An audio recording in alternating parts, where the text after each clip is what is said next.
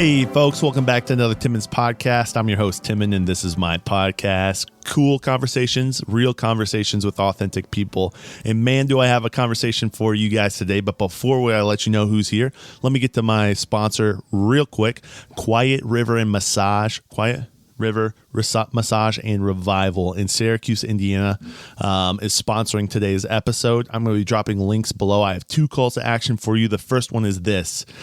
Jasmine, who runs this business, has an Instagram, so just go ahead and like her page for me. Because you like this podcast, go ahead and like that page. That would mean a ton to me and to her. And secondly, she has a promotion this October. So this October, fall into relaxation mode with $10 off your first massage this autumn. Don't leave this opportunity behind to unwind and let your worries fall away. She has the ability to do essential oils, hot rocks. She does 30, 60, 90-minute different massages. I'm going to put her contact info in the links below. Google Quiet River Massage and Revival. She's got a phone number. I can't remember it off the top of my head. Sorry, Jasmine, but it'll be in the show notes below, and definitely check her out. I have had a couple massages from her, and I say a couple. I've had many massages from her. She's great, and when she says, relaxation and letting that stress fall off, that's a legit thing. Massages are crucial. You should definitely get one, especially when they're $10 off this fall. So check that out. Tell her that Timon sent you. And go get a massage. So, yeah, back to the conversation. Man, do I have a really cool conversation for you guys today. Benjamin Rogers is on the podcast. He is Goshen's mayoral candidate. He's running on the Republican side to be mayor of Goshen. And we grew up together. And so when I saw he was running, I'm like, dude, this is sweet because I know him already. And I'm excited to just kind of hear what he's standing for, why he's running, and all the fun stuff. So I ask him a bunch of different questions. We'll get into that. He tells about what's convicting him, the things he wants to do. And a really fresh perspective. And I really appreciated him coming on and chatting. It takes a lot to come down into the basement and get grilled by Timon. And it's not a grilling. It's like just a good time. So appreciate him. Check it out. You guys will love this conversation. Check out Quiet River and Massage. Again, Jasmine, thank you so much for sponsoring. And like me on Twitter, follow me on YouTube, subscribe, like all that fun stuff to Timon's podcast, both of those. And guys, enjoy.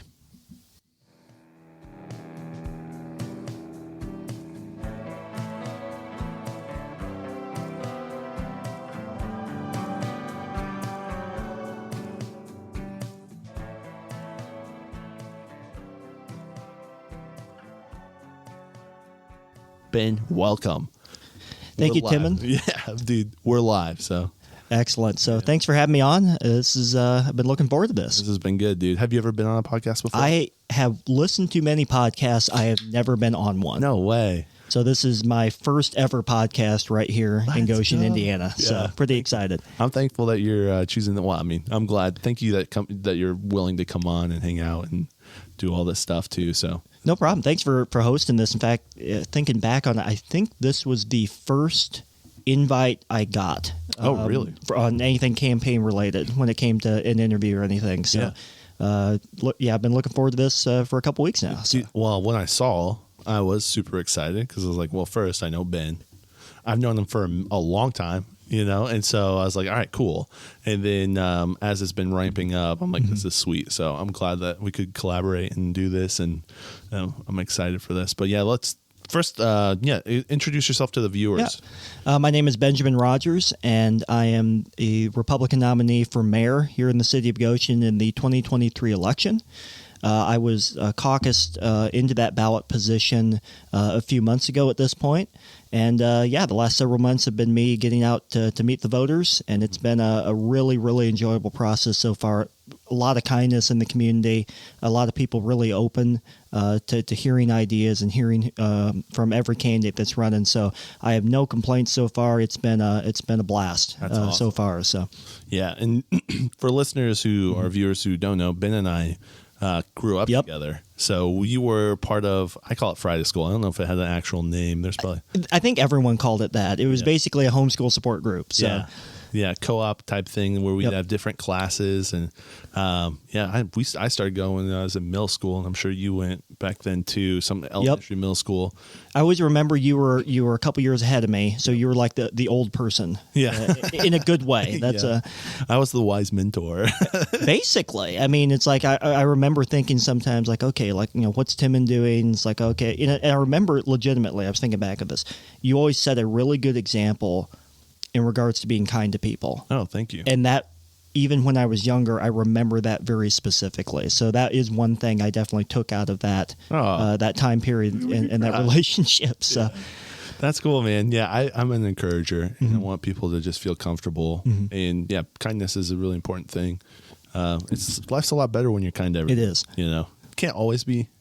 Right, you may have someone on your porch at 2 a.m. Yeah, who's throwing Cheetos everywhere, but most of the time you can act in kindness, and it's good. But yeah, I have good memories of that time, of that place as well. Good friendships, good people there, and so yeah. And then we got educated. I don't know how educated we got. We learned some things for sure. Yeah, so that choir and plays. Were you part of the Academy of Arts at all? Yep, I remember us doing some theater stuff together. Yeah. And that's something that has legitimately helped me, I think, in cases where it's like I have to get up and speak to crowds. Yeah.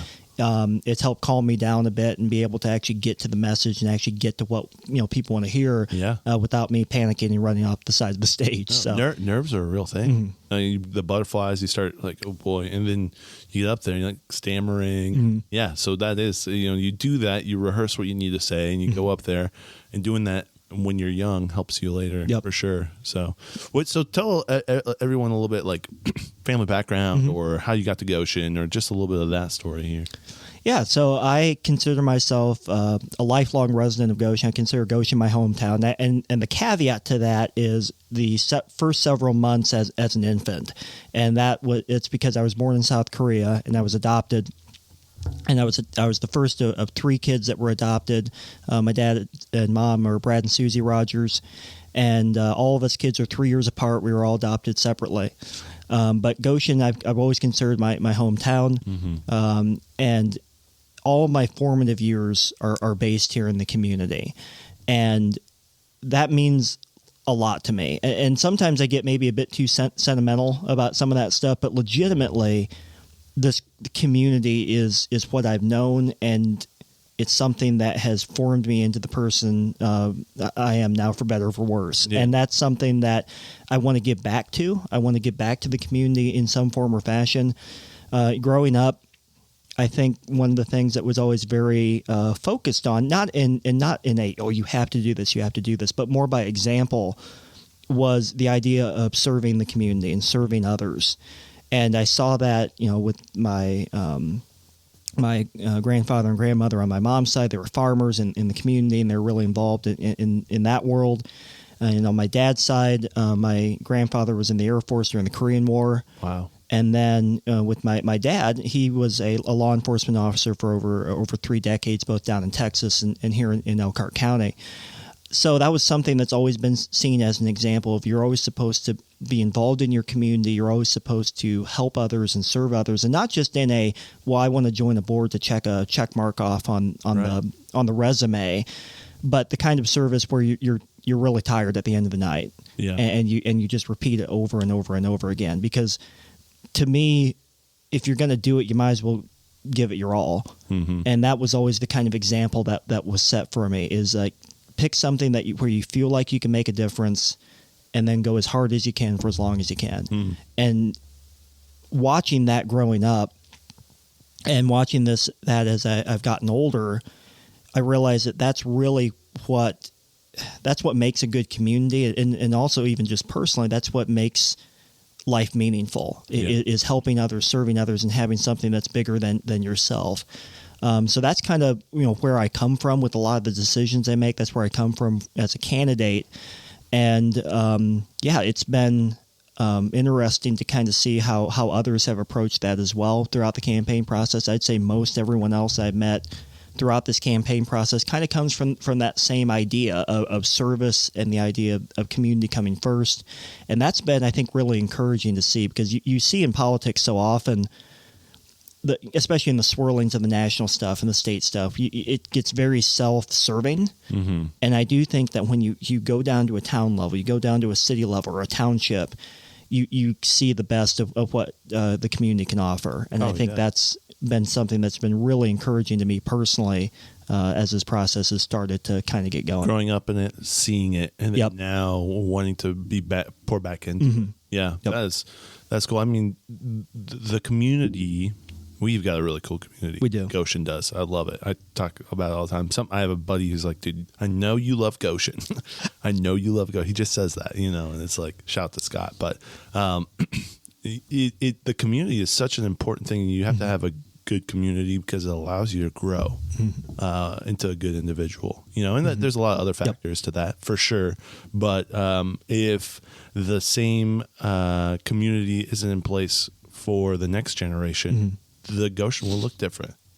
And when it shapes and morphs in 20 years, 40 years. And so it is important to pour back into it. And it takes a lot. I'm sure it's not an easy thing. You've been around politics almost your whole life. I mean, I remember talking to you with politics back when we were in like middle school, high school, Man, chat. Makes me kind of feel old when you throw it back that far. It's I don't know if it's a Christian homeschool thing, because I mean, politics, some of it is. Some of it's that, not everyone, but I was always fascinated with it. You were fascinated. We would just chat, and maybe it's some of the education we got, and we learned a lot about the political system.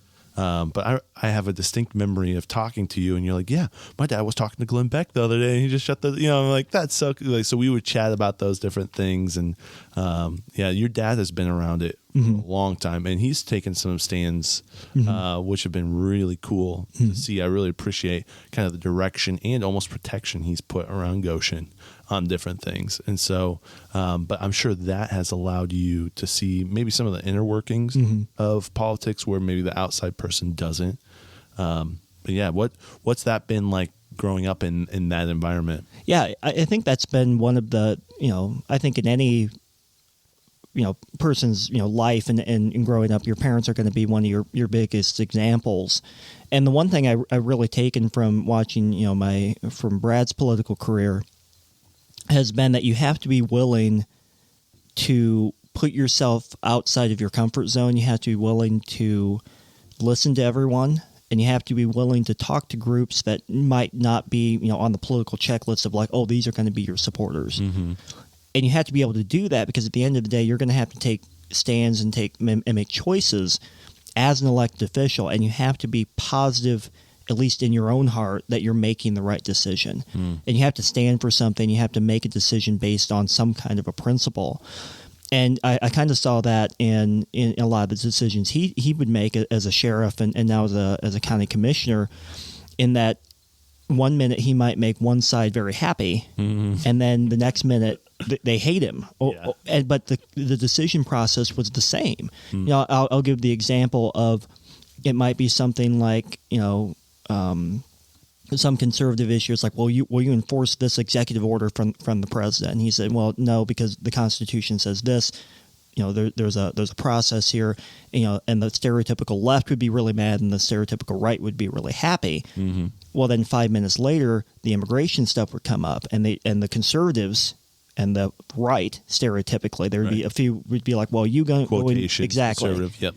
Are you going to enforce federal immigration law? Are you going to arrest all the illegal immigrants and cart them off? He's like, no, because the Constitution says this. The federal government, that's a federal government issue. We're not going to do that. And all of a sudden, he has the stereotypical right mad at him and the stereotypical left happy. Yeah. But the decision process was the same.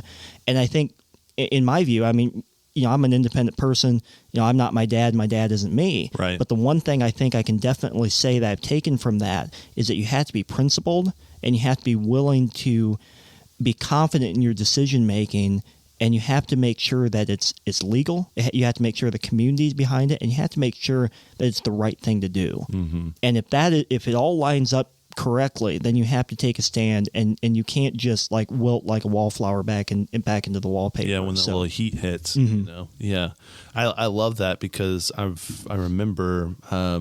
Your dad has done a really good. I know he is a conservative, would be has run Republican, But I always saw him as more of a libertarian. Yep. Just because he's more about freedom and doing the thing that our forefathers put in place. It's not about what our, behemoth of a government has decided, That's putting it mildly when it comes to the size and scope of especially the federal and the state government at this point. And I think you're right. It's about one thing I've also kind of taken from that is you have to be somewhat independent, and you can't just be a party line person on everything.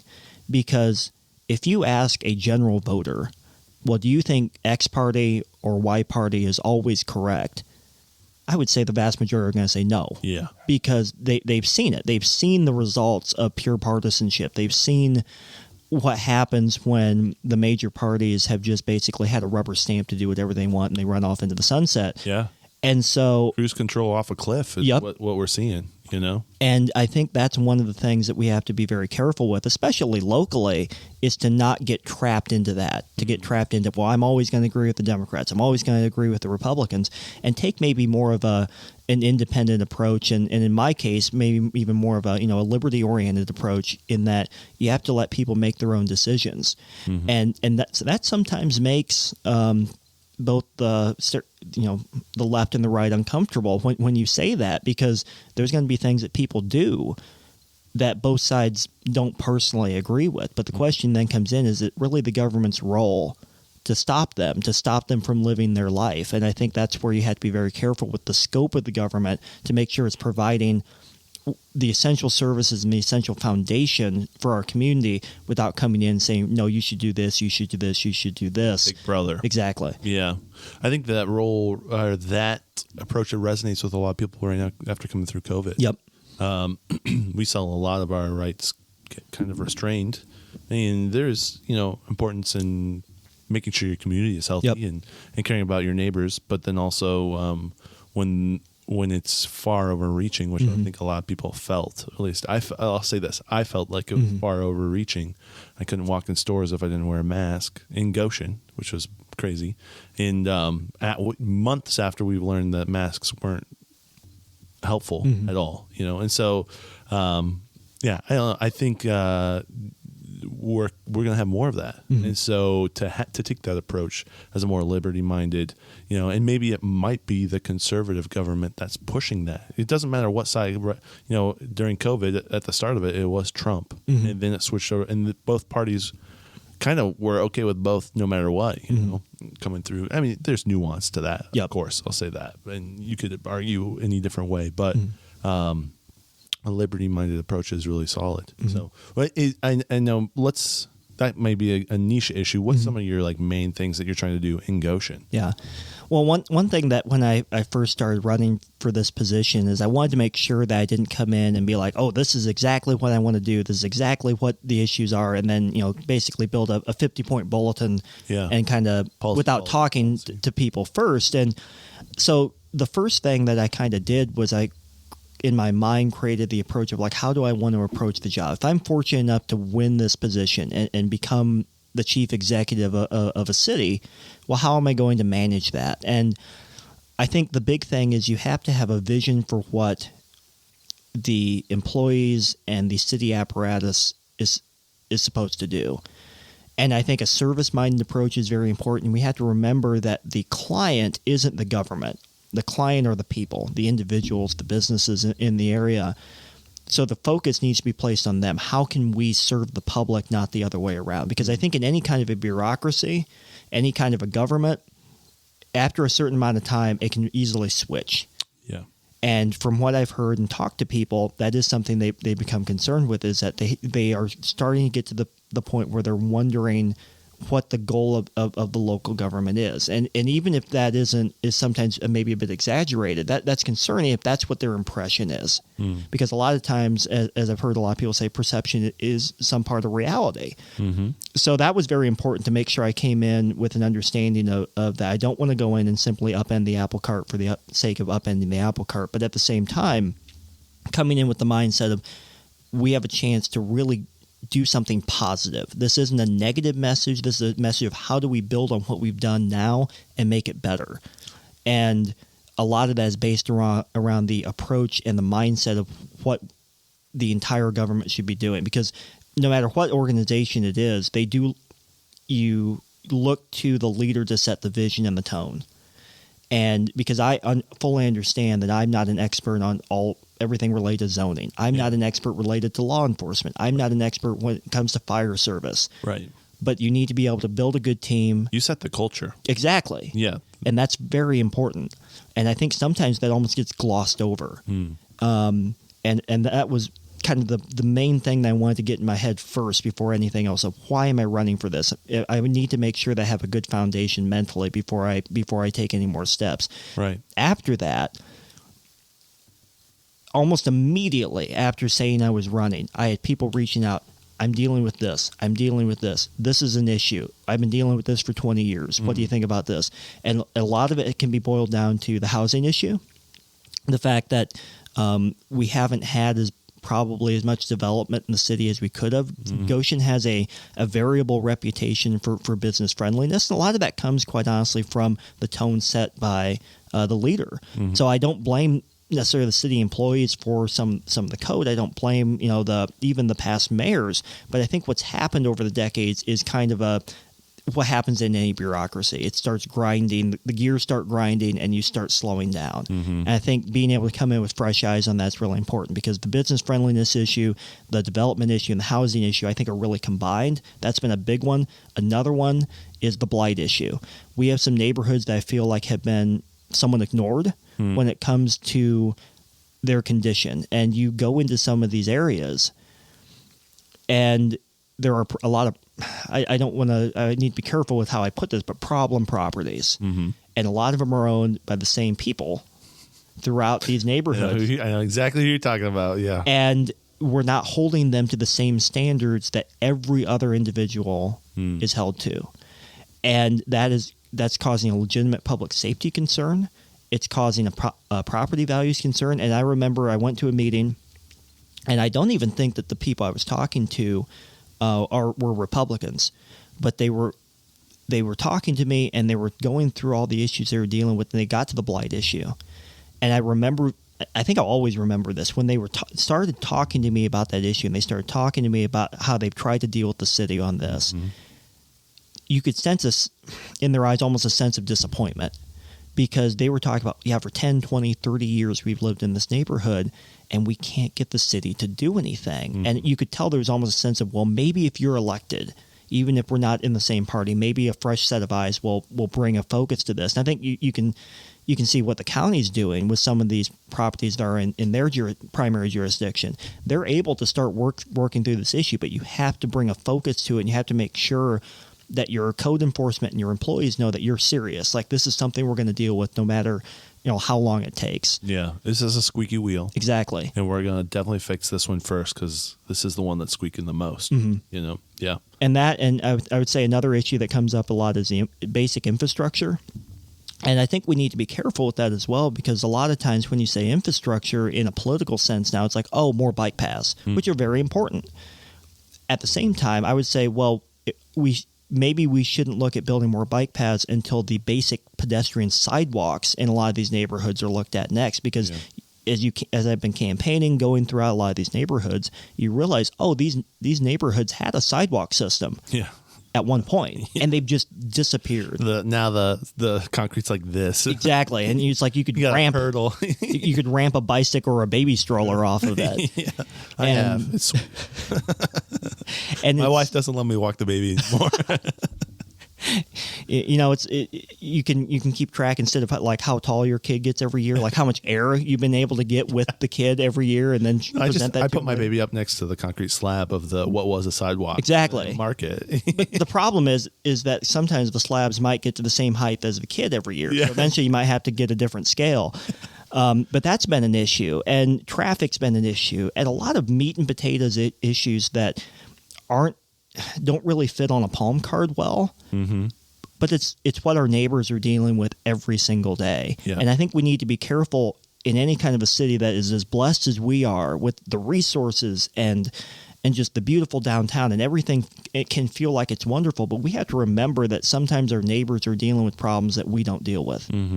And we have to remember every neighborhood, every person needs to be treated equally and fairly, no matter where they fall on that socioeconomic spectrum. So to me, that's a huge part of my philosophy and a huge part of why I'm running for this position. Wow. That's awesome, man. That is, you broke that down very well. And, when you talk about those issues, I mean, I know some of those, the blight issue. I know one of the slumlords, and I know I know a lot of those stories, and it's something I've heard for a long time from different individuals. And when you talk about the housing issue, I was talking to Nick Kiefer, who Chamber of Commerce, and he told us we're 20 years behind. Yep. Like we haven't had development for 20 years, it feels like. And he was showing me talking through some of the numbers, and it's like, yeah, we are we're not developed when it comes to housing. That we just haven't grown where we should have. And then when you talk about, Goshen as how beautiful it is, the downtown is gorgeous. The parks, they're so great that there is a really nice aspect to living in downtown Goshen.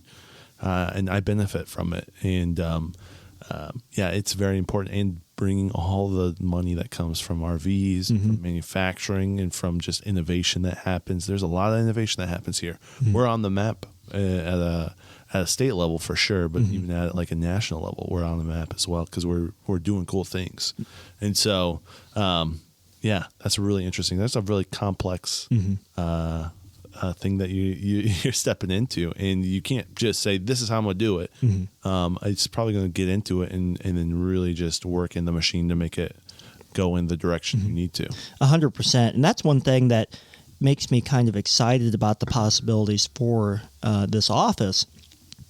Is that I've known people on multiple different political sides that have seen this issue, and they're like, okay, we can fix this. It's going to take some time, but we can dig into it. The issue has been, well, a lot of that goes through the Board of Works, a lot of that goes through the mayor. And so you need to have a chief executive on board that's willing to make some of those changes. And I'm not saying that's going to be an instant change, but I am saying it's going to have to be a process, and someone has to go in there and start looking under the leaves and trying to figure out like how we can adjust this to make development easier, to make sure that businesses know that they're going to be valued. And I've talked to I was talking to a construction business in Goshen. There's a couple of them, and they say we don't like to build in Goshen. They're based in Goshen. Their headquarters are in Goshen, and they like to build outside of Goshen because it's a nightmare. I've heard that over and over and over and over again. It's from multiple different people. So yeah, you're 100% right. Like you own a business here and you won't build, and your whole business is building. And it's sad because, talking with the developers and engineers and just general business owners, I mean, they have terms for it in terms of like how they deal with this. It goes into their quotes. Like, is it going to, because they know that there is, there are hurdles to get through in the city. And a lot of that is just taking a look at the process and making sure there's a clear process to go through, making sure there's no favoritism, nothing to kind of get in the way of the process, and making sure it's updated for the 21st century, and making sure that they can submit things via the web, making sure that there's a clear communication method, because every time you send a plan back for their civil engineer or their person to rewrite, that's an extra chunk of change, and it delays the project, and you're paying high interest rates at this point. So if you're gauging all these different aspects, and you have a choice between building an area that will just welcome you with open arms, or if there's an area that might throw up a couple more hurdles, you'll probably pick going somewhere else. And to me, that's kind of sad, because we should be one of the most business friendly areas in the region. We have so many amenities to offer employees. We of the businesses that could move in, we have so many amenities to offer just the public at large. And I want more people to experience that in the city. I want the city to grow. I want to see us thrive. And so that's one of the things I really want to focus on if I'm fortunate enough to be elected, is reducing those hurdles so that more people can come here, more people can develop, and so that we can grow the city together. And I think that's actually a uniting message. And as I've talked to people, because you have to, when you just say, I want to make the area business friendly, that doesn't necessarily connect with the voter. It's a high level term that... Exactly. Yeah. But when you talk about you can get more. You can bring in more housing. You can bring in more good paying jobs. You can bring in more vibrant businesses that people can experience. That's where you connect with people, and people can realize this is something that's positive for everybody. Diversity and density aren't things to necessarily 100% run away from. I think some people can be afraid of like the city growing, and I don't think you have to be. This is something that where we have a fantastic opportunity to grow this city, and the diversity and the just the vibrancy of different cultures that we can bring into our city, absolutely wonderful. And I think that's something that can only happen if we allow for businesses and allow for development to thrive, because people have to live somewhere. Quality of life amenities don't really matter if you can't live somewhere. Yeah. And so that's my focus, is to make sure that we approach that from a new perspective. That's awesome, man. So one of the things that just is a reality is the past maybe 2 or 3 mayors in my lifetime that I've been here in Goshen have not been Republican. Correct. So I feel like you're already you're going against something that has always been one way, and you're trying to bring that fresh new perspective. Do you feel like you're fighting an uphill battle, or how do you feel about that? I think even if I was somehow pulling 30 points ahead, I'd still feel like I was fighting an uphill battle, because that's always kind of the mindset I come in with anything. It's like, there's a saying in politics, run like you're 20 points behind. And that's what I've been doing. At the same time, I fully acknowledge that it would be a change. For the last 30 plus years, we have had Democratic mayors in the city of Goshen. The last Republican mayor, I believe, was Chittister. And then Ralph Schenck was before him. Never heard of him. Yeah. And it's funny, I actually, one of the first things I did when I say moved here, I was an infant, was my dad took me over to meet Ralph Schenck. And wow. I have a photo of me as a baby, and like he's holding me. Wow. So he was one of the last Republican mayors of Goshen. But he's Elijah, and he's saying, "This is Elisha, double portion." Hopefully. But after that, Mike Piro won, and then he handed that off to Alan Kaufman, and then Alan Kaufman kind of handed that off to Jeremy Stutzman, and now Jeremy Stutzman has resigned, and now Gina Lichty is the current mayor of Iacaucus. So I do acknowledge there have been a number of Democratic mayors between us and the last Republican. At the same time, you look at the numbers, and Goshen's more Republican than people let on. And by that, I don't mean that it's a hard red city, but what it is much more independent. And my goal is to reach out to everyone who possibly hasn't felt like they've been reached out to before. And we have a really good get out the vote strategy. We have a good volunteer strategy. And our goal is to get the name out and get the campaign message out to everybody that we can. Now, does that mean it's a guaranteed win? Heavens no. Yeah. But at the same time, we're putting everything on the table so people can actually make a decision, because I think that more than anything, it's about the voter.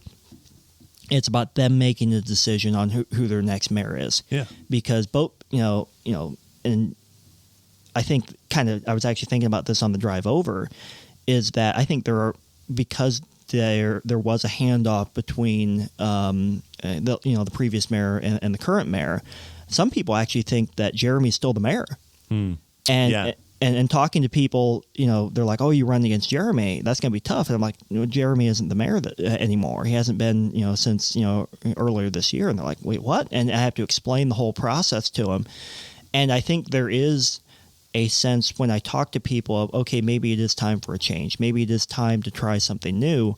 And I think I can offer that while still offering the certainty of being someone who doesn't want to just come in and throw all the plates up in the air and watch them crash onto the ground. I want this to be successful. I want to build and not just, alter things for my own personal gain. Right. So that's something that I think there is an opportunity here, and there is some kind of a yearning from voters for a choice.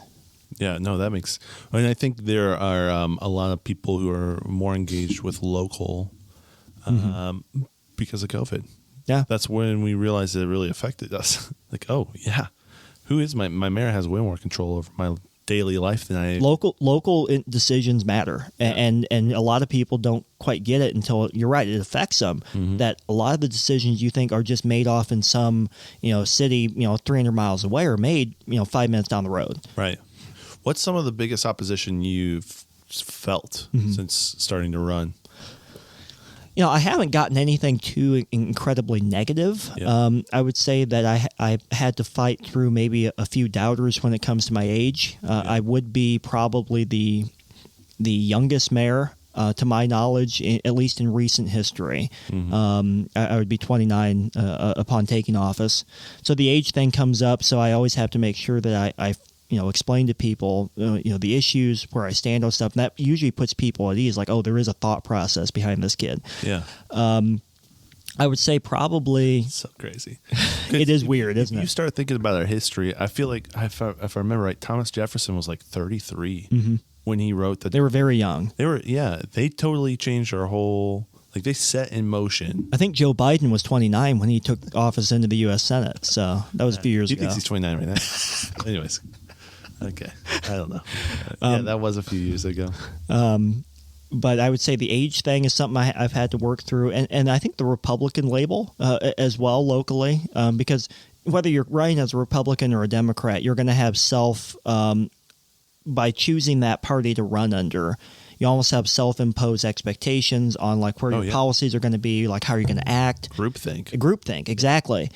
And to me, I always feel that almost the need to break out of that, because I've always considered myself very much more independent when it comes to the decision-making process. And I don't want to be the guy like, oh, he's that Republican guy or he's that Democrat guy. It's like I want to be an independent thinker that just so happens to be running as one of the major parties. Yeah. And I think that's been another thing, especially as you campaign through the more democratic parts of the city, where you have to you try to put people's minds at ease and show I'm not the enemy. I'm a human being that maybe has a few different ideas that you do, but we're all here for the good of the city. Yeah, media has been pushing that so much. It's unfortunate that there is that thought.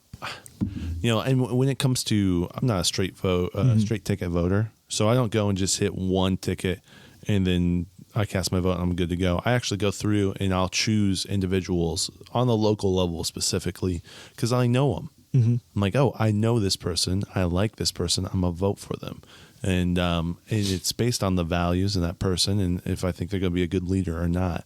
It doesn't matter if by their name, if it's D or R or whatnot. But and it's interesting, kind of going off on a tangent here, the straight ticket vote thing. Indiana is one of the only states in the United States that still has straight ticket voting. Really? Almost every other state has gotten rid of it, and it has come up fairly often recently on why does Indiana still offer the ability to vote just ticket and you don't look at who's on your ballot. Convenience. And that has been one of the hang-ups is that people are like, well, I know I want to vote for this party, so I'm just going to click a button. Yeah. But we're one of the only states that still offers that option. I've always been of the opinion, like you just said, you need to go through your ballot, look at everyone on it, and make a decision.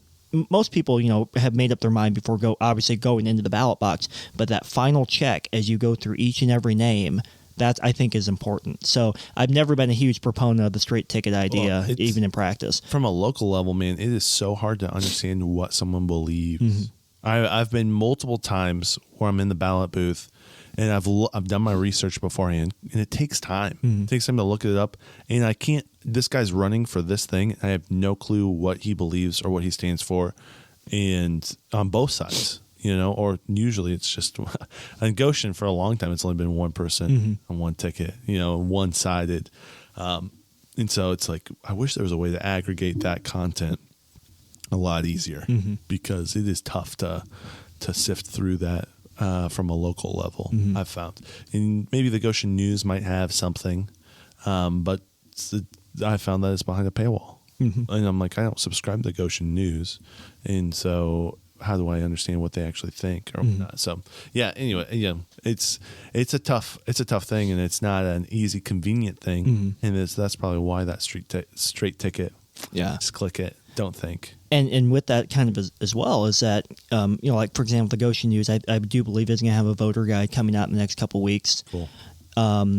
Is that unfortunately, as the media landscape has changed, a lot of newspapers no longer have the resources that they probably should to really dig into the political stuff. For example, the Elkhart Truth, I remember back in the late 2000s, early 2010s, I thought they always had excellent political reporting. They would go do deep dives into campaign financials, all this stuff, right?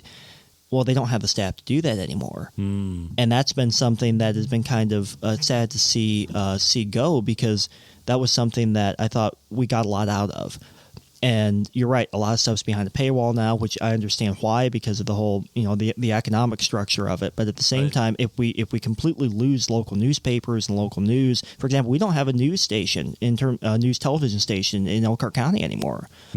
Fox 28 was the only one. In fact, we don't have a TV station in Elkhart County anymore, because WNIT, where I actually used to work, the PBS station, they moved from Elkhart to South Bend, and then Fox 28. Their studio closed down as well. So we don't have even the local TV coverage that we used to have in Elkhart County anymore. Wow. Eventually something's going to have to change. And I will give, a lot of kudos to the Goshen News here recently for, I think, really stepping up with the limited amount of staff that they have to try to really come in and cover this stuff in more depth. Everything from, campaign finance hearings that the clerks do into the candidate forum that they had last week. They're really trying to take a step forward with that again, but it's hard. It's very hard in this current media landscape. I think if you're gonna be a local news station, you need to go niche local. Yep, and this is perfect for it. That's cool. Yeah, talk about a little bit about what you've done before that. Like, what do you do now, and what have you done before? Because when you brought up you used to work at the PBS station, I remember that. Yep. I remember seeing stuff, and talk a little bit about that. Yeah, it was something that when I was near the end of high school, I wasn't quite sure what I wanted to do. I had a feeling it would be something in media. Because you were making stuff back at. Yeah. I remember short films. And, we'll dress up in suits. And, yep. Are those on some YouTube channel somewhere? Hidden away for eternity. But they taught me a lot, because that was the time when YouTube was really taking off, right? And it's like, look at all these like filmmakers and stuff. And it was neat because now the internet, I feel, is like it's weird. It's only been 10, 15, 20 years since the internet really took off, but it's so much bigger than it was then. And I remember striking up friendships and conversations with people I realize now are very legitimate filmmakers and are very legitimate content creators, and it's like you would not be able to do that now. And some of those people I still stay in contact with. If I've had some questions about stuff that I'll still send. There's a guy that I know that's I think an editor at Warner Brothers. Wow. And we met through YouTube. Wow. And so that was kind of neat. So I kind of had an idea if I wanted to do something with it, but I wasn't quite sure. So, and he probably watched your content. He did. Which is so crazy. Which is very bizarre thinking back on it, because my content was not that good at the time at all. Probably his wasn't that great either. I mean, it was probably great, but it probably wasn't like... We've all gotten a lot better. Right. Let's put it that way. Right. And so I ended up going to Ivy Tech for a visual communication degree, because I kind of had the idea of going into television, and they were really attached to WNIT, the PBS affiliate in South Bend. And so I ended up working there for a number of years. I started as a student intern, ran cameras, ran audio, all this stuff, did floor directing, then I was directing, and then I was actually a producer there for a while, actually on their political show. Oh, cool. But I did all their technical stuff, and we had another producer that did the content. Oh, I'm so sorry. Whoops. Email came in. All right, We're good. I'm so sorry about that. I was like, is that an alert? No. So we ended up, I ended up doing some producing and stuff like that, which was kind of fun, because I remember one of the projects I worked on there was actually a political debate. Oh. The League of Women Voters hosted, I think it was an Elkhart mayor's debate, and I ended up, doing the technical producing on that. And I remember running around showing the different, parties, like, okay, this is your green room, this is your green room. Are you happy? Do you need water? All this stuff. Yeah. That was an adventure going through that, but. I would say that was probably one of those jobs that I loved so much if it only paid a bit more. Yeah. I was commuting from Goshen to South Bend, and television you don't make the big bucks behind the scenes that people sometimes think you do. And that's when I decided, okay, I need to explore some other options. And so I went to some different small businesses where I did their marketing internally. For example, the piano company outside of Chups, outside New Paris and Goshen. Worked there internally. I actually still do their freelance stuff for them. And then I went to some other companies doing internal marketing and sales for them, and trying to build some of their like sales funnels internally. And a little over probably about 2 years ago at this point, I started looking at it and I realized, well, I have a bunch of freelance clients, and I hadn't been really seeking those out. At some point, I need to either cut off all the freelance clients and just dedicate myself to doing stuff internally at different businesses, or I need to make the jump and basically start my own business and go independent. And that was something that I remember thinking about when I was younger, and I remember thinking about that when I was working at the TV station, and that was always kind of the dream, is go independent. And I realized that I needed to make a decision on whether to do that or not. And it was also a lot of that decision process was during COVID. So the good news of that was like there was a lot of people talking about like, trying new things, working from home, all that. At the same time, everything was a bit topsy-turvy. Right. And I was like, well, if I don't pull the trigger now, I'll never do it.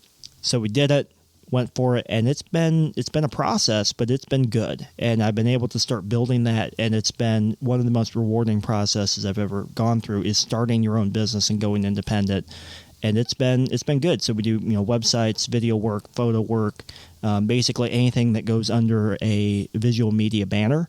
And that's been very rewarding, especially as you work with smaller businesses and organizations and you see growth for them. That's when it's been really, really rewarding. Yeah. You're actually providing value. Exactly.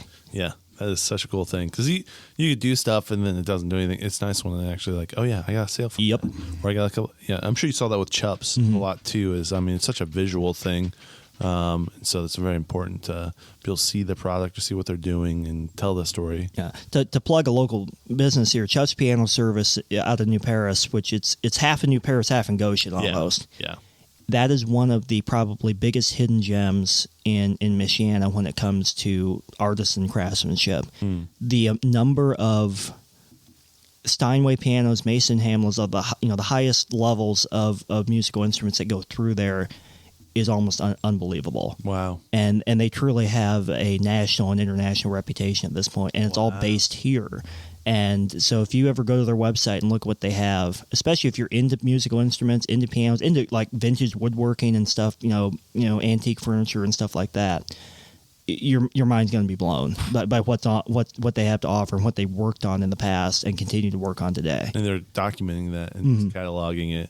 That's so cool. And that's one thing that we've been very mindful of as we worked on that, as we want to show what we worked on in the past, and to show almost the history of it. And there's some pianos that have come through there that have been owned by famous recording studios, and you wonder like what pieces of music have been recorded on those. And we want to make that public, like, hey, this piano was here at this point. We worked they worked on it and did this to it, and this is where it went afterwards. So you see just a sliver of its life documented, and then your mind kind of wondering where it went from there. So that's so cool. It really is. Yeah. No, I remember seeing you doing Chup piano stuff. So I wondered. Jumping into your freelance business, that's a very scary too, and a big move, and then also rewarding. Probably see that, like you said, with your friends and. Oh, dog! Did you see it? We're getting off. A dog just walked through. So, well, hey. Yeah. What's up, buddy? Sorry about that. You're good. Dog sitting. Well, not dog sitting, but we have friends who. Come on, his name's Leo. We have friends who they had a house and then they moved into an apartment and they could only have 2 dogs, and so they had 3. So Leo is now with us. which is good. So, anyways, we're a dog family. If you can't tell, I have a painting of that was my past dog too, but he was not kid friendly. Leo is. So is Leo a permanent addition at this point? At this point, yeah. Excellent. Yeah, I can tell he's friendly. Yeah, he's nice. So he's not been downstairs. We got him a couple days ago, so he's kind of, what is this down here? What are these guys doing? Is he the next interview for the podcast? He should be. We don't have much to say. Well, he might have too much to say. We kind of keep him on the DL, but man, well, we can. I know you have a time constraint here, and so we can. But yeah, what are some of the, as November 7th comes up, and we're 6 weeks away or something. It's very close. What are the things you're doing to get out as much as you can? And oh man, I have 2 questions I want to ask you. Yeah. So let's answer that, and then I'll have one more after that. Sounds good. But yeah, what are the kind of the things that you're doing to get out, get in front of people, let them know that hey, Jeremy's not the mayor, Gina is, and I'm going. I'm on the opposite side of this, and I want to do this for your community, for you, for the individual. What are you doing? Basically, everything possible when it comes to a campaign. A lot of lit dropping door to door, getting out to community events, getting out to neighborhood associations, advertising of every form, digital, over the air, print. We're trying to reach out. Billboard. There is a billboard, and maybe some more of those coming. By the way, the yard signs are going to be fun. That's going to be a fun part of the campaign as we get closer here, because one of the things that it's interesting, because I do a lot of digital marketing, is that people still react to physical. They react to things that they can hold in their hands and see with their eyes in the physical world. And I want to make sure that we hit all of those facets and make sure that people know there's an election. So a lot of it's been, just trying to get the name out there as much as possible and just flooding the city with as much marketing as possible, because not only do I think that, maybe I started on the back foot coming in later, in the summer, instead of, being able to run through a full primary system, getting ramped up. I always had this joke internally is I can always get a campaign ready in 2 weeks. I had to get a campaign ready in 2 weeks. That was the process. And I didn't think I'd actually be called on that joke, but it happened. And so a lot of it's been that. But at the same time, the municipal elections have typically low turnout, and everyone's aware of it. And it's kind of sad, because that's where the decisions are made. And when we talk about every vote counting, 4 years ago, control of the city council, Republican or Democrat, was decided by 2 votes in one district. Wow. 2 individual votes. If someone sneezed that day, it would have changed the entire makeup of the council for the last 4 years. Wow. And that is something that people don't quite, because I think some of it is because politicians lie a lot, and they obfuscate the truth. And they're always like, "Oh, your vote matters." Yeah. I can assure you, in a city election, every vote matters, because turnout's low, and a lot of times people will forget, especially because we're going into, unfortunately, another presidential election. Right. People will sometimes maybe get the 2 combined, because the presidential debates have started. You're starting to see interviews with presidential candidates. But the November 2023 election is our election, and it's right here. And I think that's one of the biggest things, is reminding people to vote this November, not necessarily next spring in the presidential primary. So that's been a big part of it, is getting my name out there, trying to get the campaign message out there, and just reminding people that there's an election. Yeah. Yeah, that's a lot. It's education. Mm-hmm. Exactly. It's tough. And how do you educate? It sounds like you're going a good approach. A lot of different, trying to get that out there, and that's awesome. Well, so my second question, and you kind of mentioned that in that answer, is you got tapped in August or earlier this summer. Just how did that all come about? Like what? That was an interesting process as well. So to kind of go back a bit further, Jeremy Stutzman, resigned to become CEO of La Casa, and I think, Republican Democrat doesn't really matter. Jeremy, I think, was really well liked. I think he did a good job as mayor. He served honorably, very friendly. Exactly, very he was a great cheerleader for the community, but when he resigned, that kind of threw everything into a bit of a loop. So it's like they tapped their replacement as both the nominee and the interim mayor in Gina earlier in the spring. And the Republicans had already gone through a primary process where it's like they had 2 candidates. And then we get into June or July, and one of the candidate that won the primary on the Republican side had to resign for personal reasons. I think it had to do with his business and stuff like that. Mm-hmm. And all of a sudden, we're left with kind of an unusual situation. We don't have a nominee. And I think I'll remember this for probably the rest of my life, is someone came up to me who is an office holder and I think is well respected in the community, and they came up and said, "Have you thought about running for this?" And I remember completely brushing it off, like 100%. And part of that was, let's face it, it can be kind of an ego stroke to be like, "Oh, someone wants me to run for political office. Like, that's really cool." But I didn't want that to be the reaction, because I was like, if that's the reason I run for this, that's a terrible reason to run for public office. Right. And so I told him, no, I'm not interested. We need to find somebody else. And then someone else came and said, "Hey, have you thought about this?" And I'm like, well, someone else has asked me already, but it's like, no, we're not going to do it. And they just kept on asking, just look. I'm like, fine, to shut you up, I'll look at it. And when I started going through the issues and I started going through the history of the office and what the office can actually do to help the community, and this sounds like such a politician answer, but it's really the truth. When I realized that, you can actually make a difference, that's when it started clicking, like maybe I can put myself out there. Because I've always told myself I don't want to be the sacrificial lamb on the ballot. Mm-hmm. And it is difficult to come in at the last minute, get a campaign going and get momentum going. But I realized that if I didn't do this, I would have no room to talk when the next thing comes up. And I'm like, well, why isn't anybody stepping up to do it?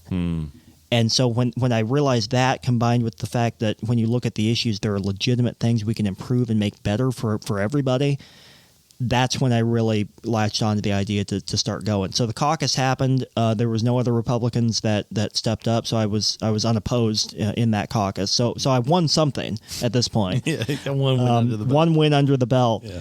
And we really started hitting it hard. And knowing that I have the backing of and this is one thing, because we live in unfortunately a very two-party system. Yeah.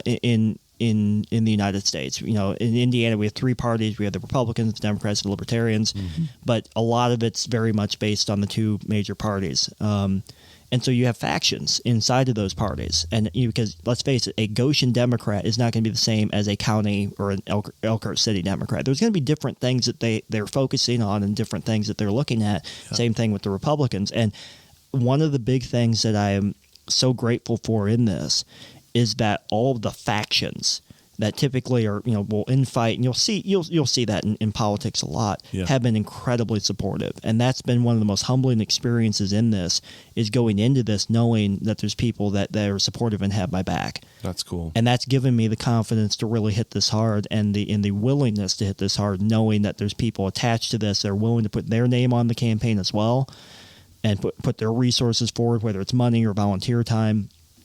And that's meant the world. Wow. And that's been the motivation. So it's been a process, and we're not done yet. Yeah. But it's something that I think no matter what happens, that'll be one of the biggest takeaways, is that if people are willing to put themselves up there, even if they don't feel like, I look at myself, I'm like, I am not the perfect candidate for office. Like, maybe if I was just 5 inches taller and I was 10 years older, you go through all these different things. Right. Even if you're not the perfect candidate for an office, even if you're not the perfect candidate for any role that someone asks you to fill, consider giving it a shot. Yeah. Because I think we owe it to ourselves and we owe it to our community to do everything we can to make a difference. That's so cool.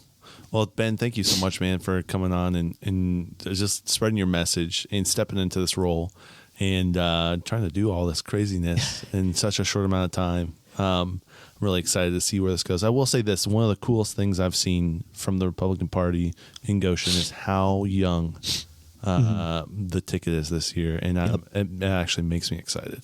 No, it's been we have, I think, one of the strongest Republican tickets we've had in a long time, maybe in my memory.